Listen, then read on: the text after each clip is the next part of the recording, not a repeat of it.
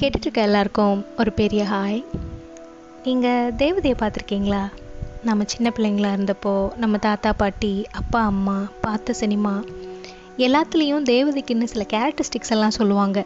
தேவதைன்னா அழகாக இருக்கும், white colour dress போட்டிருக்கோம், 2 ரெக்கா இருக்கும், எப்போயுமே பாசிட்டிவாக தான் நினைக்கும், மற்றவங்களுக்கு நல்லதை மட்டுமே செய்யும், அந்த மாதிரி நிறையா. நான் மேலே சொன்ன எல்லாமும் நிறைஞ்ச ஒரு தேவதையை நான் பார்த்துருக்கேன். கொஞ்ச நாள் அவ கூட ஃப்ரெண்டாக இருக்கிற வாய்ப்பு கிடச்சிது. அவள் பேர் விஜி. என்ன எப்போ பார்த்தாலும் ஒயிட் ட்ரெஸ்ஸே போட்டிருக்க மாட்டா, ரெக்கை மட்டும் இருக்காது, அவ்வளோதான். அவள் நடந்து போனால் எறும்பு கூட சாகாது. சத்தமாக பேசி பார்த்ததில்ல, யாரையும் கடித்து திட்டி பார்த்ததில்ல. அவளை நினச்சா ஞாபகம் வர்றது அவள் அழகான சிரிப்பு மட்டும்தான், ஒரு குழந்த மாதிரி. ஏதாச்சும் கஷ்டம்னா அழுவா, பட் அதுக்கு காரணமானவங்களை திட்டக்கூட தெரியாது. என் கூடவே 6th வரை ஒரே ஸ்கூலில் படிச்சிருக்கா. பட் நாங்கள் அறிமுகமானது UG காலேஜ் படிக்கும்போது தான். குட்டி அமலா மாதிரி இருப்பா. அப்படி ஒரு சில்கியான நீளமான அழகான முடி, ஷாம்பு ஆடில் வர மாதிரி. இப்போ நினச்சாலும் ஒரு மெரூன் கலர் சுடிதார், பிளேன், அதுதான் ஞாபகம் வருது. ஃப்ரெண்ட்ஸ் நாங்கள் 9 பேர். பொதுவாக ஒரே வேவ் லென்த்தில் இருக்கிறவங்க தான் ஃப்ரெண்ட்ஸ் ஆக முடியும்னு சொல்லுவாங்க. அப்படி எதுவுமே இல்லாமல் ஃப்ரெண்ட்ஸ் ஆனவங்க ஒவ்வொருத்தரும் ஒரு மாதிரி. காலேஜ் சேர்ந்த கொஞ்ச நாள்லேயே ஃப்ரெண்ட்ஸுன்னு குரூப் ஆகிட்டோம். அந்த 3 வருஷத்தில் நாங்கள் ரொம்ப நாள் சந்தோஷமாக ஜாலியாக ஊரை சுற்றி என்ஜாய் பண்ணியிருக்கோம். பட் அதை விட மனஸ்தாபத்தால் சண்டை போட்டுக்கிட்டது தான் ஜாஸ்தி. அவ்வளோ வேற்றுமை இருந்தும் எங்கள் எல்லாருக்கும் காமனாக பிடிச்ச ஒரே ஆள் விஜி மட்டும்தான். யார்கிட்டையும் சண்டை போட மாட்டா, யாரை பற்றி யார்கிட்டையும் பேச மாட்டா, எல்லாரையும் செம்ம பார்க்குற ஒரே ஆள் குரூப்பில் அவள் மட்டும்தான். அவளை வெறுக்கணுன்னா இன்னொரு ஆள் பிறந்து தான் வரணும். அப்படி வந்தால் கூட ஒரு நிமிஷம் அவள் கூட இருந்தால் போதும், அவங்களும் அவளை நேசிக்க ஆரம்பிச்சிருவாங்க. 3 வருஷம் அவளோட தான். லீவு நாட்களில் கூட அவளை பார்க்குறதுக்கு வீட்டிலேருந்து திருட்டுத்தனமாக TVS XL எடுத்துகிட்டு அவள் வீட்டுக்கு போயிடுவேன். அங்கேருந்து இன்னொரு ஃப்ரெண்டு வீட்டுக்கு போவோம். சூப்பராக டான்ஸ் ஆடுவாள். எந்த ஃபங்க்ஷன் வந்தாலும் காலேஜில் நான், இன்னொரு ஃப்ரெண்டு விஜய், 3 பேர் தான். அந்த 3 வருஷத்தில் நான் அதிகமாக டைம் ஸ்பெண்ட் பண்ணது அவள் கூட தான் நினைக்கிறேன். விஜிக்கு நாய்க்குட்டிங்கன்னா ரொம்ப பிடிக்கும். பொதுவாக வெளியே இருக்கிற நாய்ங்களெல்லாம் பார்த்தா அருவருப்புப்படுவாங்க. பட் அவளுக்கு அப்படின்னா என்னன்னே தெரியாது. குப்பை தொட்டியில் ஒரு நாய்க்குட்டி இருந்தால் கூட போய் கொஞ்சுவா. அன்றைக்கி அப்படி தான் ஒரு நாள் விஜிக்கு பர்த்டே. நாங்கள் எல்லோரும் காலேஜில் ரொம்ப ஆவலாக வெயிட் பண்ணிகிட்டு இருந்தோம். அவளுக்கு விஷ் பண்ணுறதுக்காக அழகாக ட்ரெஸ் பண்ணிட்டு வருவா. அப்படிலாம் பார்த்தா அழுதுகிட்டே வரா, குழந்தையாட்டம். ஏன்னு கேட்டால் எங்கள் வீட்டில் யாருக்கும் எனக்கு பிடிக்கல, எனக்கு யாரும் விஷ் பண்ணல அப்படின்னு ஒரே அழுகை. நாங்கள் ஃப்ரெண்ட்ஸ் எல்லாம் சேர்ந்து அவளை சமாதானப்படுத்தினோம். காலேஜில் ஒரு ஃபங்க்ஷனுக்காக டான்ஸ் ஆடுறதுக்கு கேசட் ரெக்கார்ட் பண்ண வேண்டியிருந்தது. ஸோ அதனால் அன்றைக்கி ஈவினிங் நான் அவள் வீட்டுக்கு போனேன். அங்கே போனால் அவங்க அப்பா அம்மா அக்கா எல்லோரும் கேக் வாங்கி வச்சுட்டு வெயிட் பண்ணிகிட்டு இருந்தாங்க அவளோட பர்த்டே செலிப்ரேட் பண்ணுறதுக்காக. நானும் ஜாலியாக அவளோட சேர்ந்து கேக் வெட்டி சாப்பிட்டு ரெக்கார்ட்லாம் பண்ணிவிட்டு அன்றைக்கி நாள் ஜாலியாக முடிஞ்சுது. ரொம்ப சிரிச்சிட்டே இருக்கிறவங்க மனசில் நிறைய வருத்தம் இருக்கும், ரகசியம் இருக்கும்.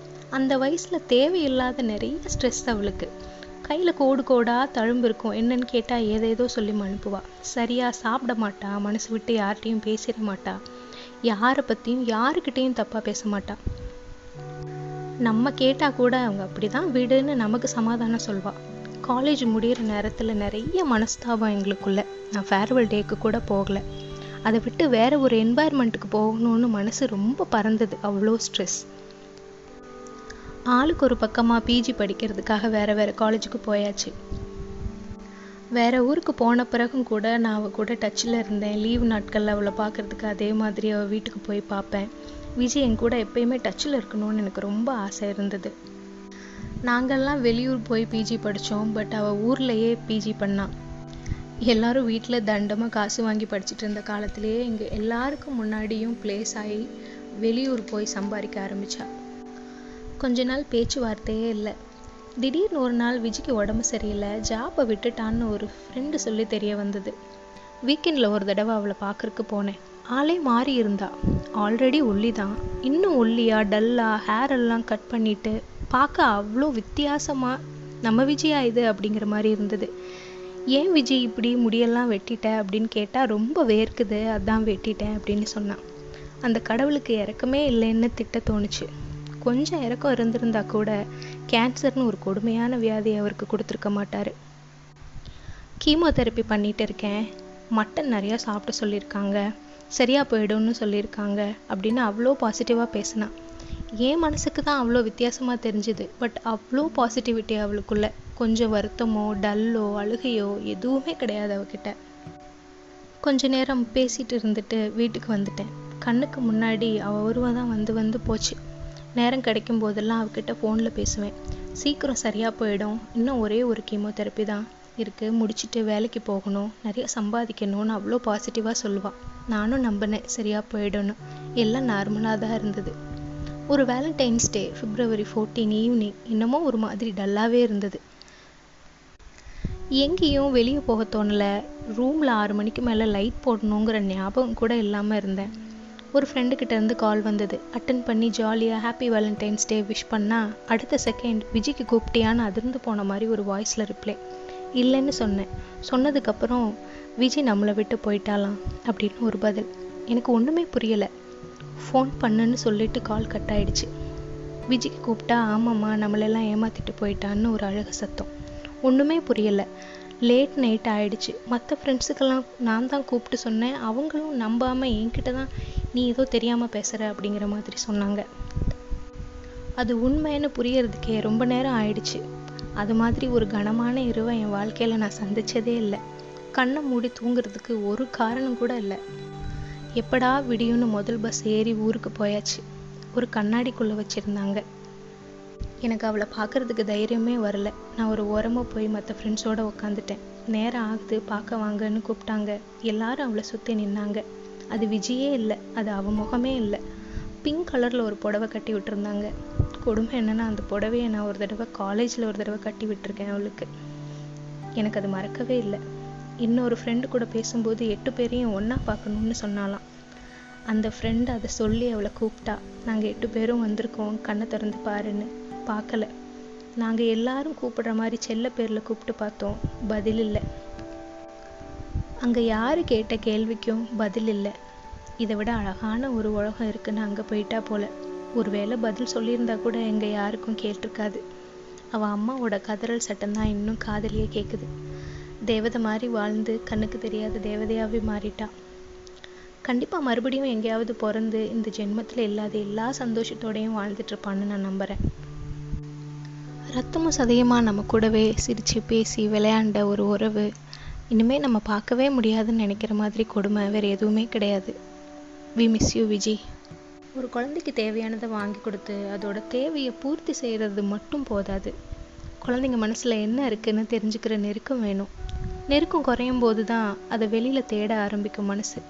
குழந்தை ஏன் சிரிக்குது, ஏன் அமைதியாக இருக்குது, ஏன் அழுது அப்படிங்கிற தெரிஞ்சுக்கிறதுக்கான க்யூரியாசிட்டி குழந்தை பருவம் போனதுமே குறைஞ்சி போயிடுதுன்னு நினைக்கிறேன். வளர்ந்ததுக்கு அப்புறம் கூட கொஞ்ச நேரம் குழந்தைங்களுக்காக டைம் ஸ்பெண்ட் பண்ணி அவங்க என்ன யோசிக்கிறாங்க, எதுக்காக வருத்தப்படுறாங்க, அவங்களோட டெய்லி பிஹேவியரில் ஏதாவது சேஞ்சஸ் இருக்கா அப்படிங்கிறத தெரிஞ்சுக்கிறது ரொம்ப முக்கியம். அது ஒரு குடும்பத்திலேருந்து ஆரம்பிக்கணும்னு நினைக்கிறேன். அவங்க சோகத்தை சந்தோஷத்தை ஷேர் பண்ணிக்கிறதுக்கான ஒரு ஸ்பேஸ் குடும்பத்தில் இருந்து தான் தொடங்கணும். அது அங்கே இல்லைங்கிறப்ப தான் பிள்ளைங்க அதுக்கான தேவையை வெளியே தேடிக்கிறாங்க. வெளியே யார்கிட்ட இருந்தாவது கிடைக்குமா அப்படிங்கிறத பற்றி அவங்க ரொம்ப யோசிக்க ஆரம்பிக்கிறாங்க. அதிகப்படியான ஸ்ட்ரெஸ் எந்த வயசுலேயும் ஆபத்து தானே. எவ்வளோ வளர்ந்தாலும் மனசு பாசத்துக்கும் புரிதலுக்கும் ஏங்குற குழந்தை தானே. நம்ம வாழ்க்கையில் நமக்கு நடக்கிற எல்லா விஷயத்துல இருந்தும் நம்ம எடுத்துக்கிறதுக்கு ஒரு அனுபவம் இருக்க தான் செய்யுது. அந்த பாடம் இனி வர்ற வாழ்க்கையில் அது நடக்காமல் இருக்கிறதுக்கு உதவி செய்யும். எனக்கு என்னோட சின்ன வயசில் கிடைக்கலன்னு வருத்தப்பட்ட எல்லா விஷயத்தையும் இனி வர்ற தலைமுறைக்கு கொடுக்கணும்னு நான் ஆசைப்படுறேன். நம்ம கூட இருக்கிறவங்களுக்கு நம்ம இதை செஞ்சால் ஸ்ட்ரெஸ் ஆகும்னு தெரிஞ்சால் அதை செய்யாமல் இருக்கிறது தான் நம்ம அவங்களுக்கு செய்கிற பெரிய நல்ல விஷயம். இந்த புரிதல் ஆரம்பிக்கிற முதல் இடம் குடும்பம்தான். பேரண்ட்ஸ்க்கு இதில் பெரிய இடம் இருக்குது. அதுக்கு அடுத்த இடம் ஃப்ரெண்ட்ஸுக்கு தான். பெரும்பாலும் தவறான புரிதலால் அழகான ரிலேஷன்ஷிப்லாம் காணாமல் போயிடுது. அது ஒரு ரகசியமாக மாறி அந்த ரிலேஷன்ஷிப் பாதியிலேயே முடிஞ்சு போகிறதுக்கு காரணமாயிடுது. யாருக்கெல்லாம் நம்மளோட நெருக்கம் தேவைப்படுதோ, நம்ம கூட பேசினா அவங்க ரிலாக்ஸாக இருப்பாங்க அப்படின்னு தோணுதோ, நம்ம கூட பேசினா அவங்களோட குழப்பம் தீரும் அப்படின்னு நம்ம நினைக்கிறோமோ, அவங்களுக்கான ஸ்பேஸை நம்ம கொடுக்கறது ரொம்ப பெரிய விஷயம். அந்த ஸ்பேஸ் நம்ம ஃபேமிலியில் இல்லை நம்ம ஃப்ரெண்ட்ஸில் யாருக்காவது தேவைப்படுற நிலையில் நம்ம அதை பூர்த்தி செய்கிற நிலையில் இருந்தோம் அப்படின்னா அதை முக்கியமாக நம்ம பண்ணணும். அதுதான் நம்ம அவங்களுக்கு பண்ணுற பெரிய ஹெல்ப். உலகத்தில் இருக்கிற பல வியாதிங்களுக்கு ஒன் ஆஃப் த ரீசன்ஸில் ஸ்ட்ரெஸ்ஸும் ஒரு ரீசன் தான். மனசில் எதையும் பூட்டி வைக்கிறதுனால நம்ம எதையும் சாதிக்க முடியாது. அதை மனசை விட்டு பேசிட்டா நல்லதோ கெட்டதோ நமக்கு அதிலிருந்து ஒரு சொல்யூஷன் கிடைக்க வாய்ப்பு இருக்குது. அந்த ஸ்பேஸை நம்ம மற்றவங்களுக்கும் கொடுக்கணும். கொடுக்கும்போது தான் அந்த ஸ்பேஸை நம்ம மற்றவங்கள்ட்ட இருந்தும் எதிர்பார்க்க முடியும். நம்ம வீட்டில் அம்மாவோ அப்பாவோ அண்ணாவோ இல்லை நம்ம கூட இருக்கிற ஃப்ரெண்ட்ஸ் யாராச்சும் அமைதியாக இருக்காங்களா, இல்லை வித்தியாசமாக பிஹேவ் பண்ணுறாங்களா, எப்பயும் இருக்கிற மாதிரி இல்லாமல் வேறு மாதிரி உங்களுக்கு தெரியுதா? போய் என்னன்னு நம்ம அவங்கக்கிட்ட கேட்கலாம். உனக்கு நான் இருக்கேன், நீ என்னன்னாலும் என்கிட்ட சொல்லலாம், அது ரகசியம் என்னோடவே இருக்குங்கிற ஒரு நம்பிக்கையை அவங்களுக்கு கொடுக்கலாம். நிறைய பிரச்சனைகளுக்கு அது தீர்வாக இருக்கும். ஒரு மனுஷனுக்கு ஒரு மனுஷன் தானே பலம். இன்றைக்கி எவ்வளவோ டெக்னாலஜி வளர்ந்துருந்தாலும் ஒரு மனுஷனோட இடத்த அந்த டெக்னாலஜியால் ரீப்ளேஸ் பண்ணவே முடியாது. ரொம்ப வருஷத்துக்கு அப்புறம் என்னோடய யூஜி ஃப்ரெண்டு ஒருத்தரோட பேசுகிறதுக்கு எனக்கு வாய்ப்பு கிடைச்சிது. பேசும்போது எனக்கு இந்த மாதிரி ஞாபகங்கள் தான் வந்தது. அது உங்கள் கூடலாம் ஷேர் பண்ணிக்கணும்னு தோணுச்சு. இது ரூபி எ மாமி பாட்காஸ்ட். இன்னும் பேசலாம். Take care. பாய்.